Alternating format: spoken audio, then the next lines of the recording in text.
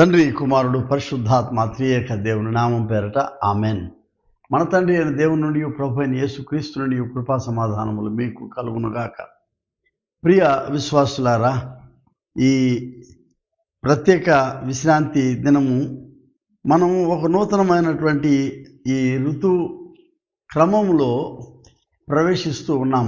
లెంట్లోనే, క్రీస్తు శ్రమల మండల ఈ కాలంలోనే చివరి 2 వారాల పరాకాష్ఠకు మనం చేరుకున్నాం. దీనిలో మరి ఈ ప్రాముఖ్యమైన లెంట్లో 5వ ఆదివారం, 6వ ఆదివారము, వీటిల్ని ఏమన్నారంటే శ్రమల ఆదివారం అని, మఠల ఆదివారం అని పిలుస్తూ ఉన్నారు. యాక్చువల్గా ఈ 2 వారాలని కలిపే చేస్తారు ప్రాచీన క్రైస్తవ సంఘాలు. ఈ రెండిటికి ప్యాషన్ సండే అనే అంటారు. శ్రమల ఆదివారాలు ఈ 2 కూడా జంట ఆదివారాలుగా వీటిని మనం చేస్తూ ఉన్నాం.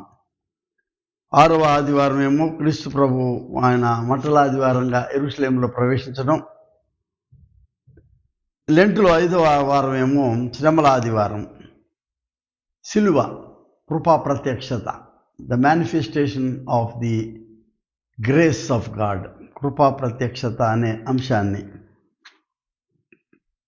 తత్సంబంధంగా పేతురు మొదటి పత్రిక 2వ అధ్యాయము 23-24 వచనాలు మన కొరకు చదివి వినిపిస్తాను. నిజానికి ఇంకా కొంచెం ముందు నుంచే చదవచ్చు. క్రీస్తు కూడా మీ కొరకు బాధపడి మీరు తన అడుగుజాడలందు నడుచుకున్నట్లు మీకు మాదిరి ఉంచిపోయాను. ఆయన పాపం చేయలేదు, ఆయన నోటను ఏ కపటము కనబడలేదు, ఆయన దూషింపబడి బదులు దూషింపలేదు, ఆయన శ్రమ పెట్టబడి బెదిరింపక న్యాయముగా తీర్పు తీర్చు దేవునికి తను తాను అప్పగించుకొనెను. మనము పాపముల విషయమై చనిపోయి నీతి విషయమై జీవించినట్లు ఆయన తానే తన శరీరమందు మన పాపములను మ్రాను మీద మోసుకొనెను. ఆయన పొందిన గాయముల చేత మీరు స్వస్థత నొందితిరి. మీరు గొర్రెల వలె దారి తప్పిపోతురు, కానీ ఇప్పుడు మీ ఆత్మల కాపరి అధ్యక్షుడైన ఆయన వైపునకు మళ్ళీ ఉన్నారు. ఆయన పొందిన గాయముల చేత మీరు స్వస్థత నొందితిరి. ప్రార్థన చేస్తున్నాం. కృప కనికరము గల తండ్రి, అద్వితీయుడైన దేవ, మా యేసుక్రీస్తు ప్రభు తండ్రి, ఈ శ్రమల కాలంలో తండ్రి, శ్రమల ఆదివారంగా పరిగణించేటువంటి ఈ దినాన సిలువను గురించినటువంటి నీ యొక్క పవిత్ర ధ్యానాన్ని మేము చేసుకునేటప్పుడు మా తలంపులు, మా ఆలోచనలు మీ స్వాధీనంలోనికి తీసుకొని మీ సందేశం మాకు అనుగ్రహించి మా హృదయాలు సంధించుమని యేసునామం పేరట వేడుకొనుచున్నాం పరమ తండ్రి, ఆమెన్. ప్రియ విశ్వాసులారా, నేను ఇందాక చెప్పినట్లు ఈ లెంటన్ పీరియడ్లో, ఈ శ్రమల కాలంలో ఒక నూతన దిశ వైపు, లేక ఒక నూతన స్థాయికి మనం చేరుకున్నాం. అంటే ఇంగ్లీష్లో ఏమంటారంటే అంత్యత్వము, పరాకాష్ఠ, క్లైమాక్స్. ఇవాళ ప్యాషన్ సండే లేక శ్రమల ఆదివారం అనేది ఇది అంత్యత్వము అని అందాం మనం. ఎందుకంటే నెక్స్ట్ సండే దాని యొక్క పరాకాష్ఠ, పామ్ సండే అనేది, తర్వాత సిలువ వైపు మన మార్గం. రెండోది ఒక సడన్ షిఫ్ట్, ఒక అకస్మాత్తుగా ఇప్పటి వరకు మనము ఈ క్రీస్తు శ్రమల దినాలను తలపోసుకుంటూ చాలా గంభీరంగాను ఆధ్యాత్మిక లోతులలోకి మనం ప్రయాణం చేస్తూ ఉన్న కాలంలో ఎప్పుడైతే ఈ సిలువను గురించినటువంటి ఈ ప్రత్యేకమైనటువంటి ఈ కూడలిలో మనం ఇక్కడ ఆగాము, ఇది ఒక నూతనమైనటువంటి అర్థాన్ని మనకు సిలువ గురించి మనకు తెలియజెప్తా ఉంది. మంచి శుక్రవారం ధ్యానాలు చేసుకున్నప్పుడు అది వేరే ఆలోచన. ఇది దానికంటే ముందుగా ఈ ప్రయాణంలో ఒకసారి ఆగి క్రీస్తు సిలువ పాద సన్నిధిలో మనం గడపగలిగేటటువంటి ఈ యొక్క సమయానికి మిమ్మల్ని ఆహ్వానిస్తున్నాను. లాటిన్ భాషలో ప్రెప్రదేషియో ప్యాసియో అంటే శ్రమ, అందులో నుంచే ఇంగ్లీష్ పదం ప్యాషన్ అనేటువంటి శ్రమ అనేటటువంటి పదం వచ్చింది. అంటే ఒక బాధ, వేదన సమయం ఆసన్నమైందని తెలియచెప్పేటటువంటి ఈ కాలం. శిలువ ఈ ధ్యానానికి మూలాంశం అవుతుంది. ఈ శిలువ ధ్యానానికి నా మొదటి ఆలోచన ఏంటంటే, శిలువ ఆఫ్కోర్స్ నిజానికి ఇది రోమన్ కాలంలో ఒక స్టిగ్మా, అంటే ఒక మచ్చ, ఒక సిగ్గుతో కూడినటువంటి శిక్ష. దేశద్రోహానికో ఇంకేదో తీవ్రమైనటువంటి తప్పులకు ప్రభుత్వం ఇచ్చేటటువంటి ఈ శిక్ష ఈ సామాన్యంగా వచ్చేటటువంటి శిక్ష కాదు. ఇది అరుదుగా జరిగేటటువంటి శిక్షలలో ఈ శిలువ రావడం అనేటటువంటిది, అది ప్రభు అయిన యేసుకు ఈ శిలువ వహించేటటువంటి ఈ వేదన భరితమైనటువంటి ఈ అనుభవం చరిత్రలో మనము దీనిని ఇప్పటికీ సరైనటువంటి అవగాహన చేసుకోలేనటువంటి స్థితి అది మనకు. ఎందుకు ఈ శిలువ అనేది ఒక శపితగ్రస్తమైనటువంటి ఈ సంకేతం, లేకపోతే sign of shame and guilt. ఇది ఒక అతిశయించే పురస్కారం కాదు. ఇది ఏది మన చేతికి ఇస్తుంటారు, అవార్డులు ఇస్తారు కదా, అట్లాంటిది కాదు. ప్రతిభను గుర్తించే బహుమానం కాదు ఇది. యేసు వారు ఈ శిలువను ఆయన ఒక పునర్రూపకల్పన చేశాడు దీనికి. అంటే యేసువారి పరిధిలో ఆయన ఈ శిలువను వహించడం ద్వారా ఈ సిగ్గు, అవమానము ఇవన్నీ కూడా ఒక నూతన ఆకృతిని, లేకపోతే నూతన అనుభవాన్ని ఇవి పొందుకోవటం, ఈ శిలువ పొందుకోవటం మనం చూస్తున్నాం.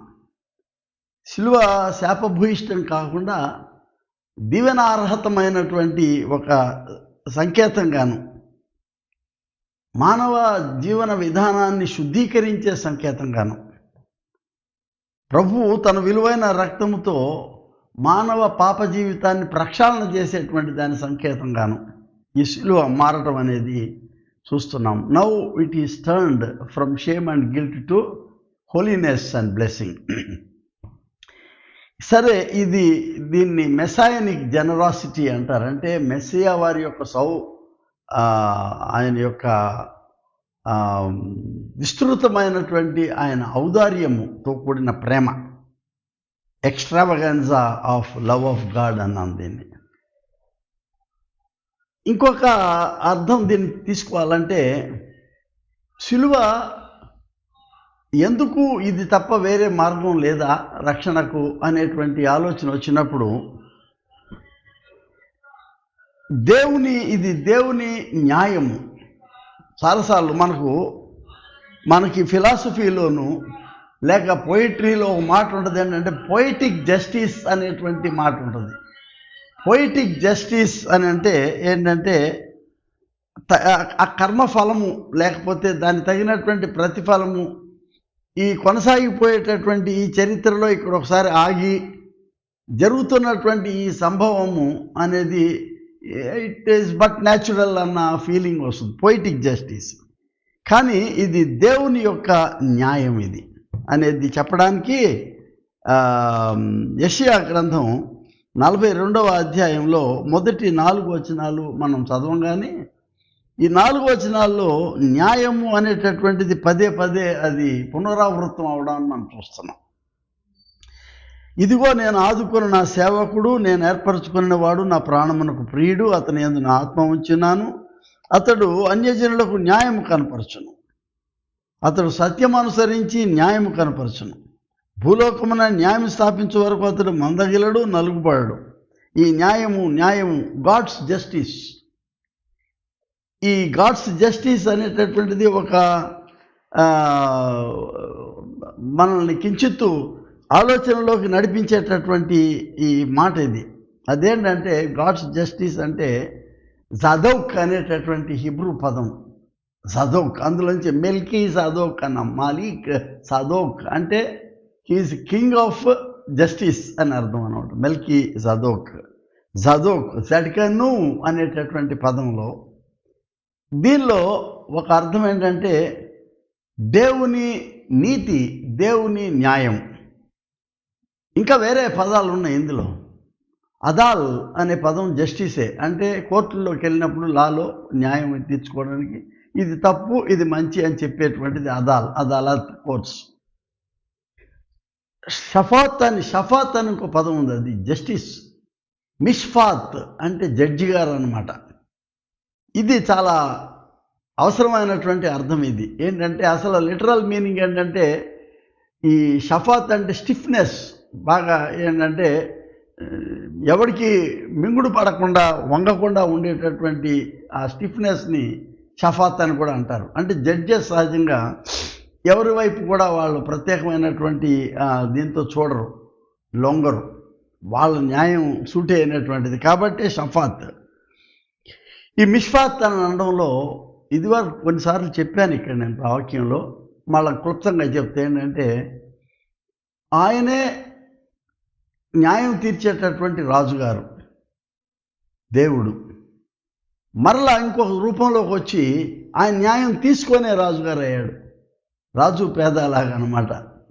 సింహాసనం మీద కూర్చొని న్యాయం తీర్పిచ్చేటటువంటి రాజు ఆయన. క్రిందకు వచ్చి ఇదే న్యాయాన్ని మళ్ళీ అందిపుచ్చుకునేటువంటి వాడు, తానే న్యాయం తీర్పిచ్చేవాడు, ఆయన తీర్పు తీసుకునేవాడు. ఇందులో ప్రత్యేకత ఏంటంటే అతి సామాన్యమైన ప్రజలకు చేరువుగా, అంటే ఆయన ఎల్షద్దాయిగా హోరేబు కొండ మీద ఉండడమే కాకుండా ప్రజలందరికీ అందుబాటులో ఉండరు. అక్కడ ఉన్నప్పుడు ఉన్నతమైన ఎత్తైన సర్వోన్నతమైన స్థితిలో ఉన్నవాడు. ఇమ్మానుయేలుగా అంటే దేవుడు మనకు తోడు అన్నట్టు సామాన్య ప్రజానీకానికి చేరువుగా వచ్చినటువంటి ఈ అర్థాన్ని మనం చూస్తున్నాం. ఈ అర్థం రావడం కొరకు అంత ఉన్నతమైనటువంటి దేవుడు సామాన్య ప్రజానీకానికి దగ్గరగా చేర్చింది ఈ శిలువ మధ్యవర్తిత్వాన్ని మనం చూస్తూ ఉన్నాం. ఇది దేవుని నీతి. ఇర్మియా గ్రంథంలో కూడాను 23వ అధ్యాయము 5-6 వచనాలు చూస్తున్నాను. నేను దావీదునకు నీతి చిగురు పుట్టించేదను, అతడు రాజాయి పరిపాలన చేయును, అతడు వివేకముగా నడుచుకొంచు కార్యము జరిగించును, భూమి మీద నీతి న్యాయములను జరిగించును. ఆయనకి యెహోవా మనకు నీతి అని ఆయనకి పేరు పెట్టబడును అన్నది. This is God's justice. అదే తిరిగి మరలా ఇర్మియా గ్రంథం 33వ అధ్యాయంలో 15వ వచనంలో దావీదునకు నీతి చిగురు మొలిపించేదను, అతడు భూమి మీద నీతి న్యాయములను అనుసరించి నడుచును, యెహోవాయే మనకు నీతి అని యెరూషలేమునకు పేరు పెట్టబడును అని. అంటే భూమిపైకి దేవుడు దిగి రావడం అనేది ఆయన న్యాయము పాలన చేయడానికి, న్యాయము అందించడానికి ఆయన నీతిగా ఈ భూమిపైకి రావడం అనేది ఈ శిలువ ద్వారానే సాధ్యమైందని చెప్తూ ఉన్నాను. దేని కొరకు అంటే సర్వ మానవాళి కొరకు, సర్వ సృష్టి కొరకు. ఈ ప్రశ్న పదే ఉత్పన్నం అవుతుంటుంది. చాలామంది మన క్రైస్తవేతర స్నేహితులు అడుగుతారు, ఏమండి ఆయన దేవుడు యేసుక్రీస్తులో మానవులందరి కొరకు ఆయన ఒక్కడే ఎందుకు మరణం అవ్వాలా? ఎవరి కర్మ వాళ్ళు అనుభవించాలి కదా, ఇది కదా న్యాయం అంటారు. కానీ ఇక్కడ దేవుడు ఏం చేస్తున్నాడంటే తాను తయారు చేసుకున్నటువంటి ఈ చిన్ని శిల్పాన్ని అది తిరిగే ఛిద్రం కాకుండా ఉండేదానికి ఆయనే మరలా దీన్ని పునర్రూపకల్పన చేసుకునేటువంటి బాధ్యతను, ఆ ఔదార్యాన్ని, ఆ ప్రేమను, ఆ కరుణను, ఆ వాత్సల్యతను ఆయన తీసుకుంటున్నాడు. ఫర్ ఎంటైర్ హ్యూమానిటీ ఆయన చేస్తున్నటువంటి ఇది దేవుని యొక్క డెఫినెట్ ప్రణాళిక. ఒక నిర్దిష్టమైనటువంటి రక్షణ ప్రణాళికలో శిలువ అనేది రూపొందించబడిందని నేను ఇందాక చెప్పినట్లుగా ఈ మెస్సియా ఔదార్యం ఈ శిలువ అయినప్పుడు పౌలు భక్తుడు పదే ఈ యేసుని గురించి ఆయన అదే చెప్తూ ఉంటాడు. ఏంటంటే ఎఫెసీ పత్రిక 2వ అధ్యాయం 3వ వచనంలో ఆయన శిలువ యొక్క ఉన్నతి గురించి చెప్తా ఉన్నాడు. చూడండి, 2వ అధ్యాయం 3వ వచనంలో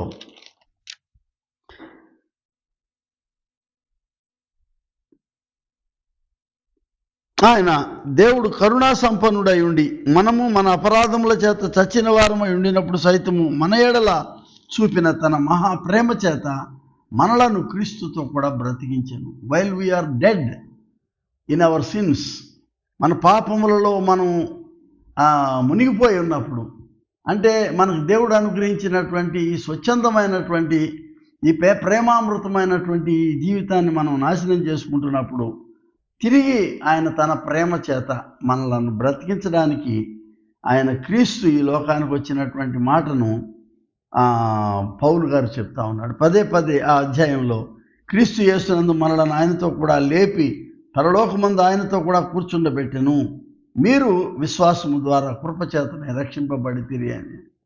cross is but the grace of God, ఖారీస్ అన్నారు. మరలా చెప్తున్నా, దేవుని ఔదార్యం ఈ సిలువ.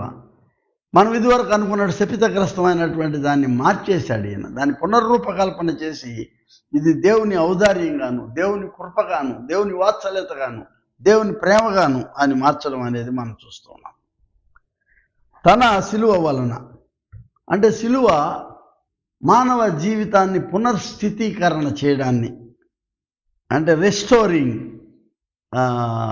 టు నార్మల్సీ, ప్రాప్తి స్థానానికి తీసుకొని వెళ్ళడానికి. ఎక్కడ మొదటి ఆదామును చేసినప్పుడు దేవుడు ఎంత నిర్మలంగా, ఎంత ప్రశాంతంగా, ఎంత ప్రేమగా దేవుడు అపురూపంగా దినదినం వచ్చి ఆదాము హవ్వలతో మాట్లాడడం అనేటువంటి ఆ వాతావరణాన్ని కలుగు చేసేదానికి దాన్ని ప్రాప్తి స్థానం అన్నారు. ఎక్కడ ప్రారంభించామో అక్కడ, అనగా పూర్వస్థితి లేక అనాది స్థితికి మనల్ని కొంచిపోయేటటువంటి సాధనము సిలువగా ఆయన మార్చాడు. దేర్ఫోర్ ఈ విశ్వాస యాత్రలో ఆద్యము, ఈ విశ్వాస యాత్రకు కేంద్రము, ఈ విశ్వాస యాత్ర యొక్క పరాకాష్ఠ ముగింపు సిలువే అనేది మనం అర్థం చేసుకోవాలి. అందుకే ఈ సిలువ ఒక సంకేతంగా కాకుండా ఈ సిలువ కూడా ఒక సందేశంగా ఉంది. ఏంటంటే God's invitation in his generosity of love, ఆయన మహా ఉన్నతమైన ప్రేమలో ఆహ్వానిస్తున్నటువంటిగా ఉండేటువంటిది ఈ సిలువ సాధన. ఈ సిలువ మన యొక్క ఆత్మ ధ్వజం, అంటే మన విశ్వాస స్థిరతను చూపించేటటువంటిది. ఇది సిలువ ఒక నిజ దర్పణం, అంటే నా జీవితాన్ని నా మొహానికి ఎదురుగా చూపించి నన్నుగా చూపించేటటువంటి ఒక అద్దం, దర్పణం అని చెప్తా ఉన్నా. ప్రియ స్నేహితులారా, సిలువ అనేది ఏదో మనం పరిగెత్తుకొని వెళ్ళి దాన్ని వెనకబడేటటువంటి ఇది విషయం కాదు అని కొన్నిసార్లు సిలువ చూడకొని అమ్మో భారం అనేటటువంటిది కాదు. సిలువ భారమే, కానీ సిలువ యేసువారు ఒక బాధ్యతగా తీసుకుంటాం మనం చూసాం. He took it as a responsibility, he took it as something that he should bear it for the sake of the human liberation. ఈ శాపాన్ని ఆయన దీన్ని మార్చడానికి, ఇవాళ మనం రోజు న్యూస్ పేపర్లో చూస్తే, ఈ ముఖ్యంగా ఇంగ్లీష్ పేపర్స్లో చూస్తాం మనం, ఒక కాలం అంతా కూడా సిలువలు కనబడతా ఉంటాయి. సిలువలు ఏదో ఈ సిలువలు అని నేను చిన్నప్పుడు అవన్నీ ఆబిచురీస్, నిర్యాణము, ఫలానా వాళ్ళు చనిపోయారు, ఫలానా సమయంలో సమాధి ఉంటుందని చెప్పేటువంటిది. అంటే ఒక వేదన, ఒక చావుని సూచించేటటువంటి దానికి సిలువ గుర్తు పెట్టేశారు. బ్లంట్, ఏ మార్క్ ఆఫ్ సైన్గా మార్చేశారు దాన్ని. అలాగే తర్వాత కాలంలో ఏమైంది, ఇది ఈ హిరోషిమా నాగసాకి సమయంలో ఈ అమెరికన్ ఆర్మీస్ వచ్చి ఈ ఫస్ట్ యాటమ్ బాంబుని అక్కడ వేసి కొన్ని లక్షల మంది జీవితాలు చెల్లాచెదురైపోయినాయి. తర్వాత ఈ యుద్ధ ఓడల మీద, యుద్ధ విమానాల మీద సిలువ గుర్తు మనం చూస్తాం. Cross on the warships and war planes. ఆ సమయంలో ఒక ఆయన ఏం చేశాడంటే, సిస్మన్ హెన్రీ డునాట్ అనేటువంటి ఆయన రెడ్ క్రాస్ అనే దాన్ని 1859లో రూపొందించాడు. రెడ్ క్రాస్ అనేది అది దేనికి చేశాడు అని అంటే, గాయపడిన చోట గాయాలు కట్టేదానికి ఈ వ్యవస్థ, ఈ సంస్థ రావాలని.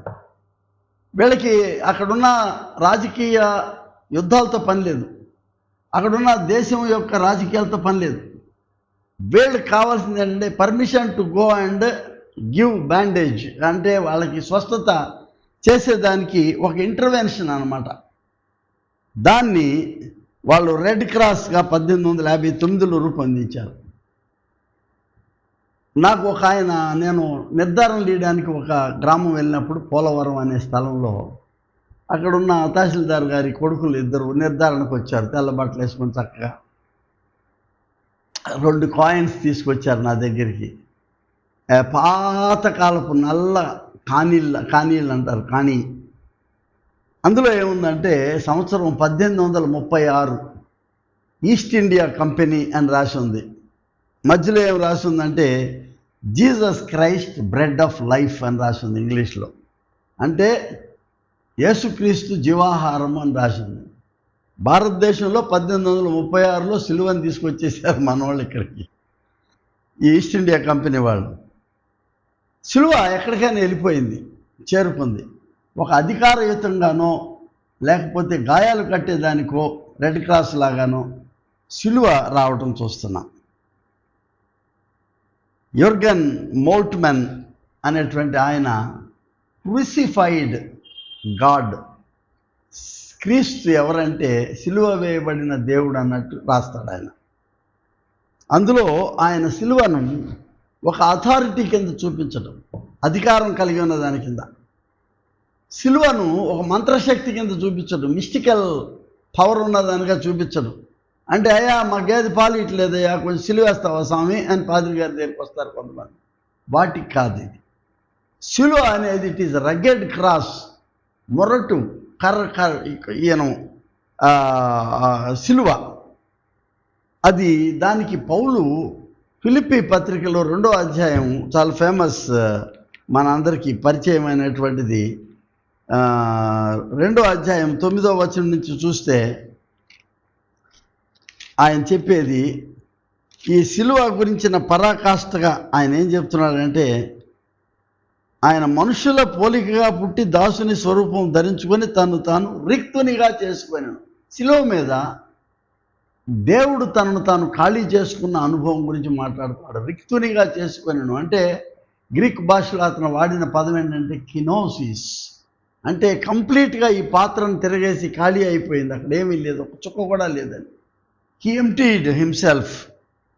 ఈ కెనోటిక్ ఎక్స్పీరియన్స్ అనేటటువంటిది బహు ఇంతకంటే ఉన్నతమైనది ఇంకెక్కడ దొరకనటువంటిది. దేవుని యొక్క క్రియను మనుషుల మధ్య క్రీస్తుగా ఆయన ప్రస్ఫుటపరిచినటువంటి ఘట్టాన్ని మనం ఇక్కడ చూస్తా ఉన్నాం. అఫ్కోర్స్ సిలువతో చాలా జరిగినాయి.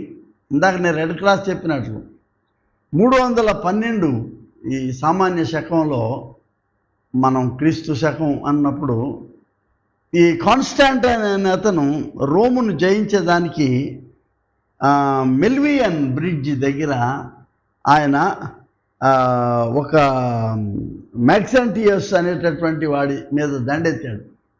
ఆ రాత్రి ఒక కలగన్నాడు, యుద్ధానికి ముందు రాత్రి. ఒక జెండా మీద ఒక సిలువ గుర్తు కనబడతా ఉంది, దానికి మళ్ళీ 4 పలకల పక్కన 4 సిలువలు, కాన్స్టాంటైన్ క్రాస్ అంటారు దాన్ని. ఏమో ఇది ఎందుకు వచ్చిందో, మనం ఈ జెండాలన్నిటి మీద ఈ గుర్తు వేయమన్నాడు. రాత్రి కూర్చొని అందరు జెండాల మీద గుర్తులు వేశారు.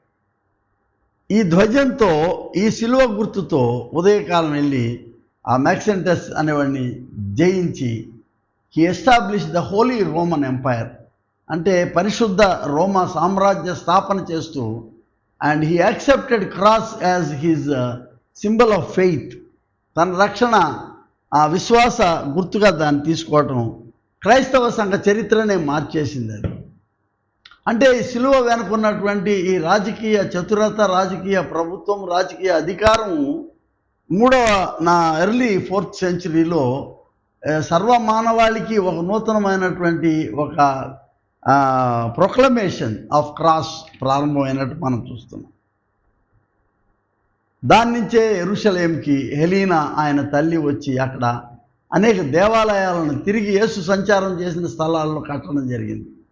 దాన్ని హోలీ రోమన్ ఎంపైర్ నుంచి వెళ్ళి అది హోలీ కంట్రీగా దాన్ని మార్చేయడం జరుగుతూ ఉంది, హోలీ ల్యాండ్.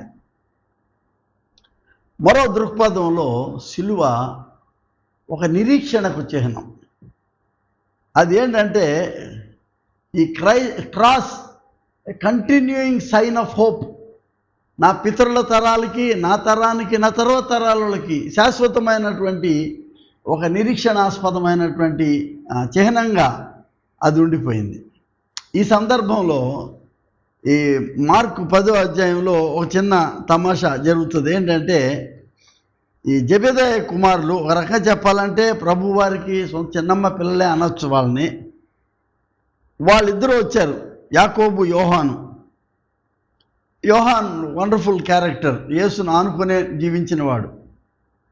వాళ్ళు వచ్చి అడుగుతున్నారు, బోధకుడా మేము అడిగినదల్లా నువ్వు చేసి పెడుతున్నావు అని చెప్పి, మీకేం కావాలయ్యా అన్నాడు ప్రభు. అడిగితే, నీ మహిమయందు నీ కుడివైపున ఒకడు, ఎడమ వైపున ఒకడు కూర్చున్నట్లు మాకు దయచేయమని చెప్పిరి.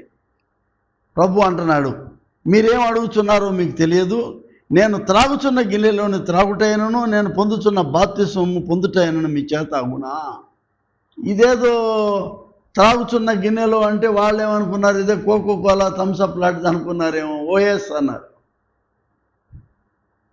అది కాదన్నాడు ప్రభు. The cup of Christ is a distinct cup. నేను త్రాగుచున్న గిన్నె, క్రీస్తు త్రాగుచున్నటువంటి గిన్నె ఒక అధికారానికో, ఆధిపత్యానికో, లేక ఒక పదవి కొరకో ఏర్పడినటువంటి గిన్నె కాదు అది. ఆ గిన్నె ఏంటంటే ఒక కన్నీటి గిన్నె. ఆ గిన్నెలో ఆయన కన్నీరు ఉన్నది. ఆయన సర్వమానవాళి కొరకు ఆయన శిలువపై చిందించినటువంటి రక్తం ఉన్నది. ఇది రక్తపు గిన్నె. మానవాళి అంతటితో దేవుడు చేసుకుంటున్నటువంటి ఒక నిబంధన ఉన్నది. అది ఒక నిబంధనాపరమైనటువంటి గిన్నె.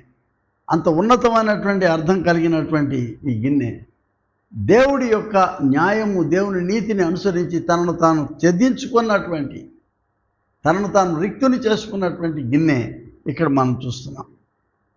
అందుకే మరొక చోట ప్రభువారు ఏమంటాడు, టేక్ దిస్ కప్ అవే, ఈ గిన్నె నా నుండి తొలగించమని.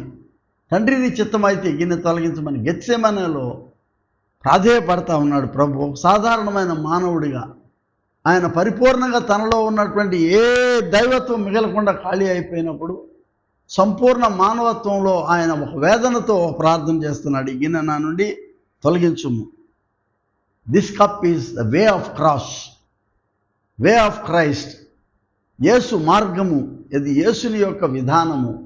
అంటే తనను తాను పూర్తిగా ఛేదించుకున్నటువంటి ఈ విధానాన్ని మనం చూస్తున్నాం. అందుకే ఆయనను ప్రభు వారు చెప్పేటటువంటి ఒక అద్భుతమైనటువంటి మాట, ఈ సర్వీస్ లేక సాక్రిఫైస్ గురించి మాట్లాడేటప్పుడు మార్కు సువార్త 10వ అధ్యాయము 43వ వచనం, మీలో ఎవడైనా గొప్ప వాడై ఉండగోరిన ఎడ్ల వాడు ముందు మీరు పరిచారం చేయవాడై ఉండవలేను అంటున్నారు. పరిచారం, మనుష్య కుమారుడు పరిచారం చేయించుకున్నటకు రాలేదు, కానీ ఆయన పరిచారము చేయటానికి వచ్చాడని చెప్తా ఉన్నాడు. ఇంకొక ప్రాముఖ్యమైనటువంటి ఒక మొకటాయమానమైనటువంటి మాట ఆయన చెప్పింది ఏంటంటే, సేవలో నన్ను వెంబడింపకోరు వాడు తన్ను తాను ఉపేక్షించుకొని తన సిలువనెత్తుకొని అనుదినము నన్ను వెంబడించవలను. తనను తాను ఉపేక్షించుకొని అనుదినము నన్ను వెంబడించవలను. This is the meaning of cross. ఈ కప్పును మీరు తాగుతానంటున్నారు, ఇదేదో దావీదు నా గిన్నె నిండి పొర్లుచున్నది అనే గిన్నె కాదు ఇది. ఈ గిన్నె cross is a sign of continuing hope. ఓ నూతన నిరీక్షణ ఇక్కడ ఇస్తా ఉంది. ఇక్కడ ఈ నిరీక్షణలో ఆయన ఒక సాక్రిఫైస్ చేసుకుంటేనే ఈ సిలువ శాశ్వతమైనటువంటి ముద్రగా మిగిలిపోయింది. ఆయన తనను తాను ఖాళీ చేసుకున్నటువంటి ఈ విధానంలో ఈ సిలువను మనం ఈ దినం ధ్యానం చేయడానికి మనం సాహసిస్తున్నాం. ఈ సిలువ మనకు ఈ శ్రమల కాలంలో ఒక పరాకాష్ఠకు మన యొక్క మండల దిన ధ్యానాలు చేరుకుంటున్నట్టుగా మనకు కనబడతా ఉంది. తరతరాలకు ఒక ఆధ్యాత్మిక సంకేతం, తరతరాలకు ఒక విశ్వాస్యతకు సంకేతం, తరతరాలకు ఒక క్రైస్తవ జయ జీవితానికి ఇది సంకేతం. ఈ సిలువను ముందుంచుకొని మనం నడవలసిన వారమే. ఈ సిలువ నీడలో దినదినము వచ్చి మనం ప్రాకులాడాలి రక్షణ కొరకు. సిలువ అనేది it is not by chance, ఒక అవకాశం కాదు ఇది. సిలువ అనేది బై చాయిస్, ఒక ఎంపిక. You choose the cross and God chooses you and he will redeem you. మనం రక్షిస్తాడు ఆయన. ఇవాళ ప్రియ స్నేహితులారా, మన చుట్టూ ఉన్న వాతావరణంలో ఈ యుద్ధ విమానాలు అన్నిటి మీద సిలువలు ఉన్నాయి. ఇప్పుడు అధికారం కొరకు తన పట్టుని సాధించేదాని కొరకు ఇవాళ ఇరాన్ మీద జరుగుతున్నటువంటి ఈ యొక్క యుద్ధం ఎందుకు? ఇరాన్ వాళ్ళు ఇజ్రాయెల్తో వాళ్ళ వాళ్ళ వైరం పెట్టుకున్నారు. దానిలో అమెరికా చొరబడింది. ఇప్పుడు మరో ప్రక్క నుంచి రష్యా వాళ్ళు ఏం చేస్తున్నారు? మేము చైనా వాళ్ళు మేము సపోర్ట్ చేస్తాము ఇరాన్ అంటున్నారు. అంటే ప్రపంచ యుద్ధ నాంది ఇక్కడ మొదలవుతుందా అనేది భయం వేస్తుంది. లక్షలాది మంది ప్రాణాలు కోల్పోయేటటువంటి, మరి లక్షలాది మంది యొక్క రక్తం చిందించబడేటువంటి, యాక్చువల్లీ రక్తం కూడా ఉండదు ఈ యుద్ధాల్లో, బూడిదైపోవటమే. ఈ బాంబులు పడే మోతల్లో బూడిదైపోవటమే అనేది. కానీ దేవుడు తాను పడిపోనివ్వడు మానవుడిని. God is he establish this cross not for shame. ఒక సిగ్గు కొరకు, అవమానం కొరకు వదిలేయలేదు సిలువని. ఇది మానవ జీవితాలకు విమోచన కొరకైనటువంటిది. మానవ జీవితాలకు ఒక నూతనమైనటువంటి ఈ ఉపశమనాన్ని కలుగజేసేదానికి ఆయన, లేదా అంతిమ శరణం ఈ సిలువ దగ్గర మనం పొందుతున్నాం.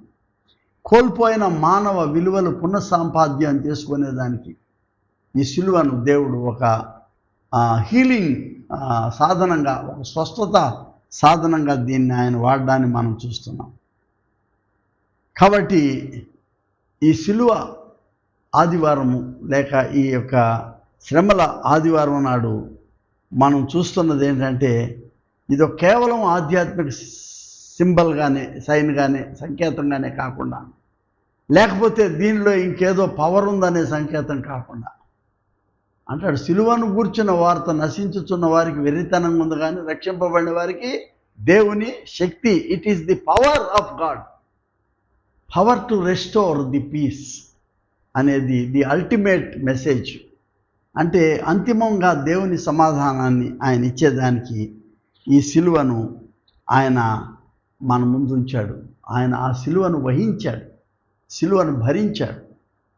మనం సిలువను ధరిస్తున్నాము, ఆయన సిలువను వహించాడు, సిలువను భరించాడు. ఆ సిలువలో తన యొక్క ఉన్నటువంటి అధికారం అంతటిని, తనకున్న శక్తి అంతటిని ఆ సిలువ మీద దారపోసిన దేవుణ్ణి మెస్సియాగా, యేసుగా ఆ సిలువ మీద మనం చూస్తున్నాం. చిన్న పాట రాసుకున్న దాని మీద, నీ ప్రేమ ఔదార్యములో మన్నించితివా మా దేవా, మీ నీతి సంకల్పముతో రక్షించితివా స్వామి, వాత్సల్యతతో మము పిలిచితివి మీ సిలువ సన్నిధిలో, మీ రుధిర ప్రక్షాళనలో, సిలువపై నీ త్యాగం కలుషాత్ముల మా కొరకై, విలువైన నీ ప్రాణం కలువరిలో బలిదానం. ప్రార్థన చేసుకున్నాం.